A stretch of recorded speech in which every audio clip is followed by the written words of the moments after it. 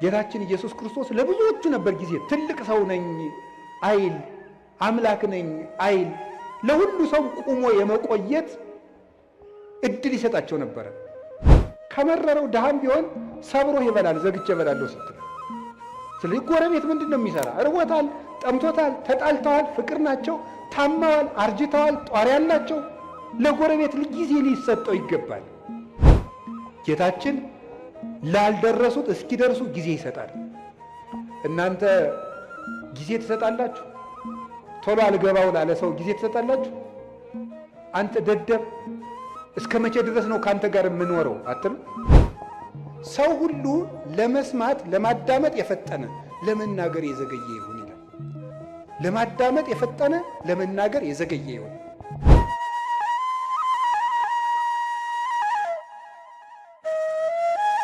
ጌታችን ኢየሱስ ክርስቶስ ለብዙዎቹ ነበር ጊዜ ትልቅ ሰው ነኝ አይል፣ አምላክ ነኝ አይል፣ ለሁሉ ሰው ቆሞ የመቆየት እድል ይሰጣቸው ነበር።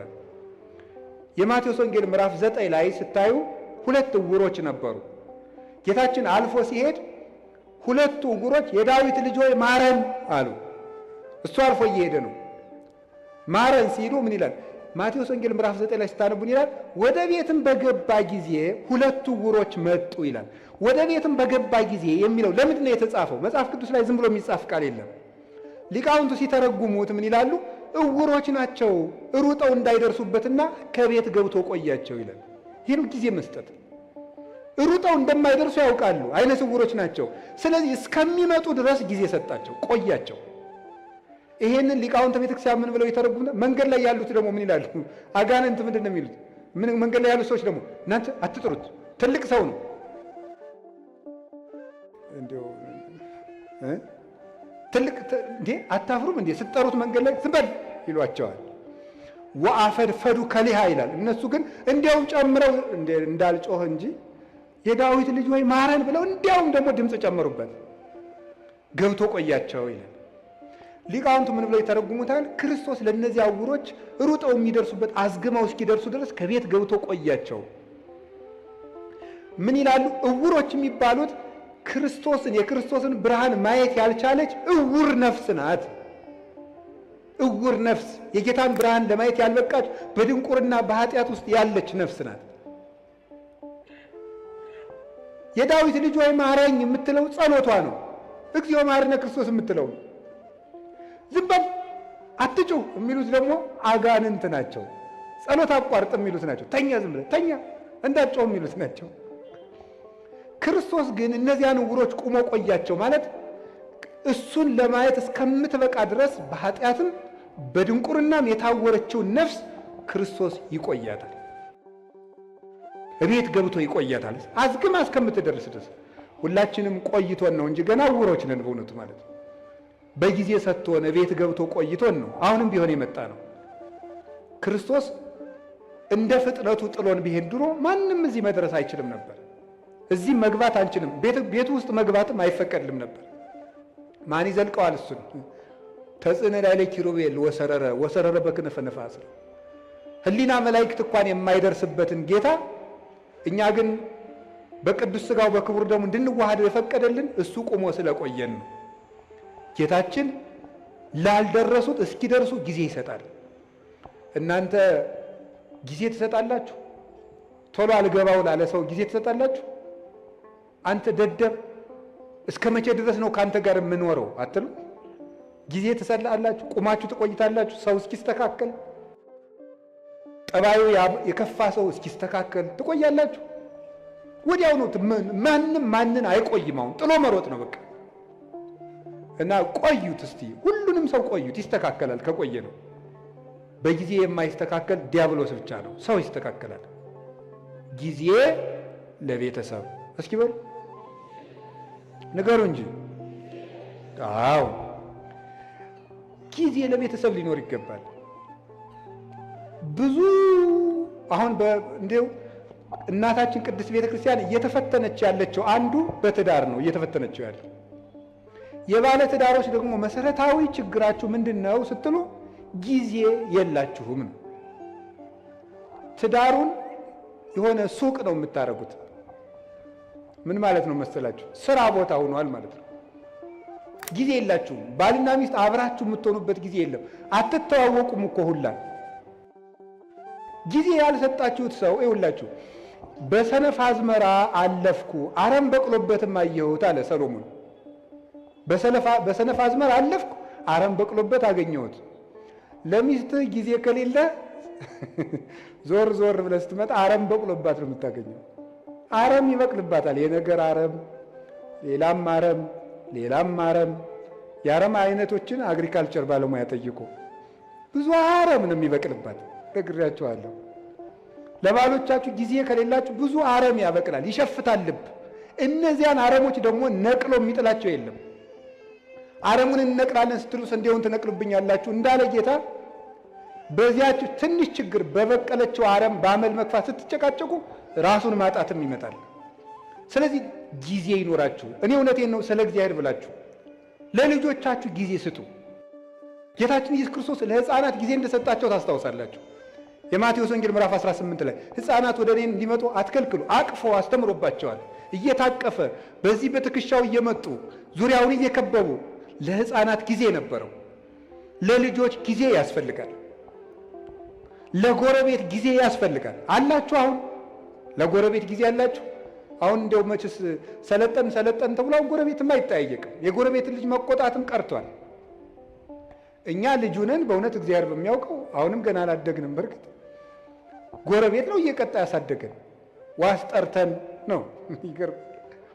ስናጠፋ የጎረቤት ሰውዬ መጥቶ ዋስ አስጠርቶ ነው የሚለቀን ማለት ነው። ቢገርፈን ኧረ አየዋገኔ ገረፈን ብለን ለእናት አባታችን ብንናገር ደግ አረገ ነው የምንባለው። የኔን ልጅ ነካ እንባል። በምን ምክንያት ነው የመታው ተብሎም አይጠየቅም። ኃላፊነት አለው በልጆች ላይ። ለጎረቤት ጊዜ ያላቸው የሉቃስ ወንጌል 15 ላይ ልጁ የጠፋው ልጅ ሲመጣ ጎረቤቶቹን ጠራ። ይሄ እኮ ሰም አለው እኮ ሰም አልባ ወርቅ የለም። ጎረቤቶቹን ጠራ የሚለው ለጎረቤትም ክብር እንዲኖር ነው። ጌታችን ኢየሱስ ክርስቶስ መላእክትን በጎረቤት መስሎ ነው። አዳምና ልጆቹን ደግሞ በጠፋ ልጅ መስሎ ነው ያስተማረ። ጎረቤትን መጠራራት፣ ለጎረቤት ጊዜ መስጠት። ምን እየሆኑ ነው? እየበሉ ነው? እየጠጡ ነው? እንዴ የኛ ገር ገበሬ እኮ ሲተርት ሰምታችሁታል። አታጣልፈኝ አለች ጉንጫቸር ይላል። እዚያ ማዶ ቤት ሲቃጠላሉ ውሃ ውስጡና አታጣልፈኝ አለች አሉ። እንዴ አንቺ ውሃ ውስጥ አይደል ያለሽ እንዴ እሳቱ የት ያገኝሻል ሲሏት አሉ። እሳቱ አልጠፋ ቃል እየቀዱ ውሃውን ሲወስዱ ውሃው ሲያልቅ እኔንስ ወስደው መጨመራቸው ይቀራል አለች። ምን ማለት መሰላችሁ? የነፍሱ ቢቀር ደሃ ጦም ማደሩን ካላያችሁት ችግር ነው። የነፍሱም ይቅር የተጎዳ ሰው በግ ከደነበረ የሰው ልጅ ከመረረ አይመለስም ተብሏል። ከመረረው ድሃም ቢሆን ሰብሮ ይበላል። ዘግቼ እበላለሁ ስትል። ስለዚህ ጎረቤት ምንድን ነው የሚሰራ? እርቦታል፣ ጠምቶታል፣ ተጣልተዋል፣ ፍቅር ናቸው፣ ታማዋል፣ አርጅተዋል፣ ጧሪ ያላቸው። ለጎረቤት ጊዜ ሊሰጠው ይገባል። ጊዜ ለቤተሰብ ስጡ። ያላደመጣችሁት አንደበት ሸፍቶ ታገኙታላችሁ። ጆሮ መስጠት ይገባል። ከቃሉ ጋር ናችሁ። እግዚአብሔር ከሁላችን ጋር ይሁን። ጊዜ ለምን አላችሁኝ? በሉ ነገር እንጂ። እስኪ አንድ ጥያቄ ልጠይቃችሁ። ከሰውነታችን አካል ውስጥ አንዱ ጊዜ ባይሰጥ ምን ይሆናል? እስኪ ለምሳሌ ልብ፣ እስቲ ቆይ ትንሽ አረፍ ልበል ብትል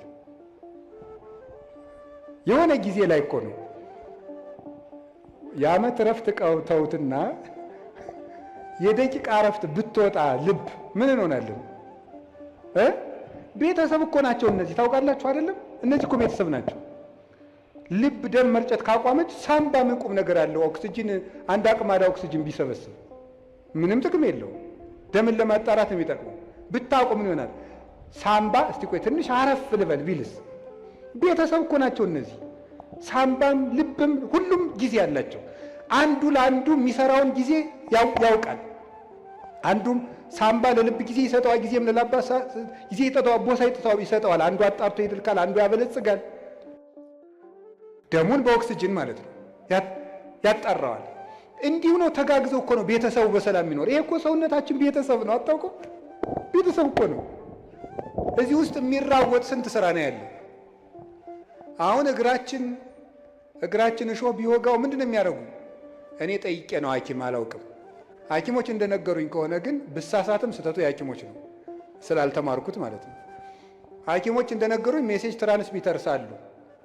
ሴል የሚባል ሰራዊት አለ እና እግርህን እሾህ ቢወጋ በዚህ ግዛት በኩል ችግር ደርሶበታል ብለው ተራውጠው ለጭንቅላት የሚነግሩ ሴሎች አሉ።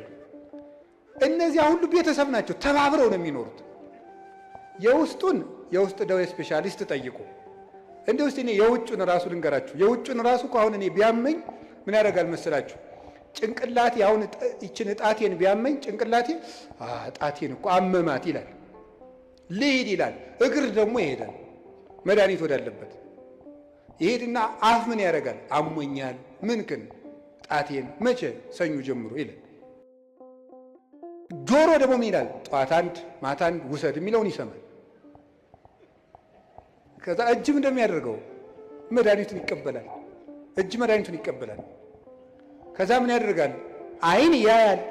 ክኒን ዋጥቆ ስል ጠጠሩን አብሬ እንዳልወጣው ያያል አይን። ጉሮሮ ይውጣል።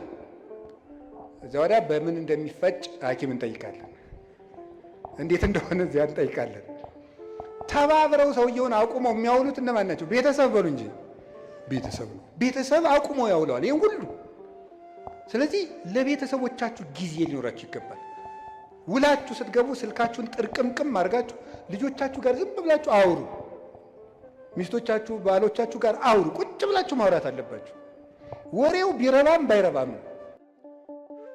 አይ እንደው የእሷን የማይረባ ወሬ ከምሰማ ትንሽ መረጃዎችን ባዳምጥ። አይ መረጃውን ሰምተ ነው እንጂ ሊቅምቶ ነው እንደው ሳይንቲስት። አሁን የኢትዮጵያ ሕዝብ የጦርነት መረጃ ከሰማ ስንት ዓመቱ? አንድ ሰላም ጠብ አላደረጋችሁም። እናንተ ሰምታችሁ የምታመጡት ጠብ የሚል ነገር የለም። እዚህ ውስጥ የታፈኑ ድምፆችን ስሙ። ቤት ውስጥ ነግሬያቸዋለሁ። ድመትን በማዳበሪያ በከረጢት ቋጥራችሁ ዝም ብትሏት ትሟጭራለች። ካልወጣች አታርፍም፣ ትሟጭራለች። ሐሳብ ካልተደመጠ ይሟጭራል፣ ውስጥ ይረብሻል ማለት ነው። ሰው መናገር ይፈልጋል። አሁን ይገርማል እኮ ሰው አሁን የሚፈልገው ማውራት ነው። እንዲሁም አሁን ንስሐ አባቶች ሁሉ የተቸገርነው ሰውን ቤት የሚሰማው ስላጣ የዓመቱን እኛ ላይ ስለሚናገር ነው። የዓመቱን ይመጣና እኛ ላይ የ10 ዓመቱን የ40 ዓመቱን እቤት አይሰማውማ። እቤት ባሏ አይሰማትም፣ እኛ ላይ መጣ የ40 ዓመት ወሬ እንዴ! ፍዳ እኮ ነው። እቤት ሚስቱ አትሰማውም፣ እኛ ላይ መጥቶ ብሎ በቃ አውርዶት የሀብሌ ዝናብ ምንም በቃ ወይ እንደ ቴሌቪዥን በሪሞት አናሳልፈው ነገር በቃ ዝም ብሎ መውረድ ነው በቃ ማለት ነው። ይሄ ሁሉ ችግር የመጣው ምንድን ነው ስትበሉ ቤተሰብ። እስቲ ጊዜ ለቤተሰብ በሉ። ጊዜ ለማን? እኔ ስለ እግዚአብሔር ብላችሁ ለቤተሰብ ጊዜ ስጡ። እግዚአብሔር ጊዜ እንድንሰጥ ይፍቀድልን። ሶስተኛ የምነግራችሁ ጊዜ ለማዳመጥ እስኪ በሉ። አቤት ለማዳመጥ ጊዜ ስጡ። አሁን ብዙ ሰው አይሰማም። እንዲያውም አንዳንድ ጊዜ እኔ እንዲሁ በአማርኛ ልንገራችሁ፣ እንዲሁ በአማርኛ አሁን እኔ ራሴ በግሌ ለምክር ብዙ ምዕመናንን አገኛለሁ። 1 ሰዓት ያወሩኛል።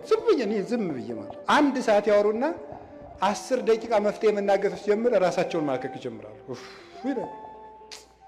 ታሟል እኮ ሰው በጣም ታሟል። እንደው እናቴ እንደው መናገር ነው የሚፈልገው። በቃ ተናግሮ ብቻ መሄድ። እንደው አንዳንድ ጊዜ 2-3 ሰውም ታዝብ ያውቃሉ። ተናግሮ ምንም መፍትሄ ሳልነግረው እግዚአብሔር ይስጥልኝ አባ ደህና ያዋሉ ብሎ ይላል። እኔ ምን አድርጌለት ነው የሰው የሚመርቀኝ? ለምንድን ነው ስትሉ ሰው የሚናገርበት ሜዳ አጥቷል ማለት ነው። የሚናገርበት ሜዳ አጥቷል። ስለዚህ አዳምጡት እና ማዳመጥ ጀምሩ። እግዚአብሔር ስንት ጆሮ ነው የሰጠን? ንገሩኝ እንጂ ስንት አፍ ነው የሰጠን? እንዴ ይሄ ምን ማለት ነው? ብዙ አዳምጣችሁ ስንት ተናገሩ ነው? 1 ተናገሩ ነው። 2 ስማ 1 ተናገር ነው። እስቲ በሉ 2 ስማ በሉ። እናንተ ደግሞ 100 ማውራት 1 ማዳመጥ፣ 1 ማሰቡ 100 ማውራት ነው። ይሄ የወሬ ሱስ ደግሞ ሰው አሁን እኮ ሁሉም ሰው ቲክቶከር የሆነው እቤት የሚሰማው ስላጣ ነው። እቤት የሚሰማው ስላጣ እዚያ እየወጣ መለፍለፍ፣ ዝም ብሎ ድንችም እየበላ መለፍለፍ፣ በቆሎም እየበላ መለፍለፍ። ለምንድን ነው ይሄን ሁሉ ያመጣው ስትሉ ሰው ኧረ በሞት ያዳምጡ። እኔ ከእውነቴ ነው። ማዳመጥ ይኸው ያዕቆብ መልእክት ምዕራፍ 1 ቁጥር 19 ላይ ኩን ፍጡነ ለሰሚ ወጉንዱየ ለነቢብ፣ ሰው ሁሉ ለመስማት ለማዳመጥ የፈጠነ ለመናገር የዘገየ ይሁን ይላል። ለማዳመጥ የፈጠነ ለመናገር የዘገየ ይሁን። የሰው ልጅ ብዙ የማዳመጥ የምታዳምጡ ከሆነ ሰው ይወዳቸዋል። ከሰው ጋር የመኖር ጥበብ አንዱ ማዳመጥ ነው። እንደውም ልንገራችሁ፣ ሰዎች የት ይገኛሉ ብላችሁ ብትጠይቁ እኔ ልንገራችሁ የት እንደሚገኙ። አንደኛ የሚበሉበት ቦታ ነው የሚገኙት። ሁለተኛ የሚሰሙበት ቦታ ነው የሚገኙት፣ የሚሰሙበት ቦታ። ሶስተኛ የሚወደዱበት ቦታ ነው የሚሄዱት። አራተኛ የሚከበሩበት ቦታ ነው የሚኖሩት። ሰዎችን ብትፈልጓቸው የምታገኙት ከዚህ ነው የምታገኟቸው። ወይ ከሚሰማቸው ወይ ከበሉበት ቤት ነው የሚገኙት፣ ወይ ወደሚያከብራቸው ሰው ነው የሚሄዱት፣ ወይ ወደሚወዳቸው ሰው ነው የሚሄዱት። ከቤትም ጥለውን የሚወጡት አራቱን ሲያጡ ነው። ወይ አልሰማቸው ስንል፣ ወይ አልወዳቸው ስንል፣ ወይ አናከብራቸው ስንል። ጥለውንም የሚሄዱ በዚህ ነው፣ ወደኛም የሚመጡ በዚህ ነው። ስለዚህ ይሄ እንዲኖረን ምን ማድረግ? ማዳመጥ። ከቃሉ ጋር ናችሁ? ምን እንደሚባል ራሱ ማዳመጥ በትክክል የማዳመጥ ችሎታው የማዳመጥ መንገድ እንግዲህ ተማሩ። እናቱ ይሄ ምንድነው? ሳይቃወሙ መስማት፣ ሳይተረጉሙ መስማት፣ መልስ ሳያዘጋጁ መስማት የሚባሉ አሉ። ሳይተረጉሙ መስማት፣ ምንም አትተርጉሙ። ዝም ብላችሁ ሰውየውን ዝም ብሎ የሚያፈሰውን ወሬ ስሙ። አይ ወሬው የማይረባ ስለሆነስ እንዴ ጅልጅል ሰው ማዳመጥ አለብን እንዴ? ጥያቄ ልመልስላችሁ። አንድ የገዳም መምኔት ነበረች እና የገዳሙ እናቶች ተሰብስበው ምን አሏት? እናታችን አቤት፣ ሰው የማይረባ ወሬ ሲያወራን ዝምን ብለው እንስማ፣ እንዴት እናርጋል? ወይ ጥለን እንሂድ። ከሰው ቤት ሄዳችሁ የሚረባ የማይረባ ምግብ በአንድ ላይ ቢያቀርቡላችሁ ምን ታደርጋላችሁ አለቻቸው። የሚመስለንን በልተን እግዚአብሔር ይስጥልን ብለን እንመጣለን አሉ። እንግዲያውስ ሰው የፈለገውን ቢለፈልፍ የሚመስላችሁን ያዙ፣ ሌላውን ለራሱ ጥላችሁ ኑ እንጂ ስሙት አለች። እንዲህ ብላ መለሰች። መንፈስ ቅዱስ ያደላት ሰው ነበረች እሷ። ሚያዝያ 11 ቀን ስንክሳር ላይ የምትውል እናት ናት። እንዲህ ብላ ይመለስላቸው። ስለዚህ የእግዚአብሔር ቤተሰቦች ሰው የፈለገውን ያህል ያውራ፣ ስሙት፣ ዝም ብላችሁ አዳምጡት። ብዙ ጥበብ ሰሎሞን በመናገር ብዛት ኃጢአት ሳይኖር አይቀርም ይላል። በመናገራችን እንጂ በመስማታችን ተጉርተን አናውቅም። እግዚአብሔርን መስማት፣ የሚነገረውን ነገር መስማት፣ የሚባለውን ነገር መስማት፣ ሁሉን ነገር አስተውላችሁ መስማት ይገባል። የማዳመጥ እድል እንዲኖረን ለሚሰማ እግዚአብሔር የሚሰማዋል።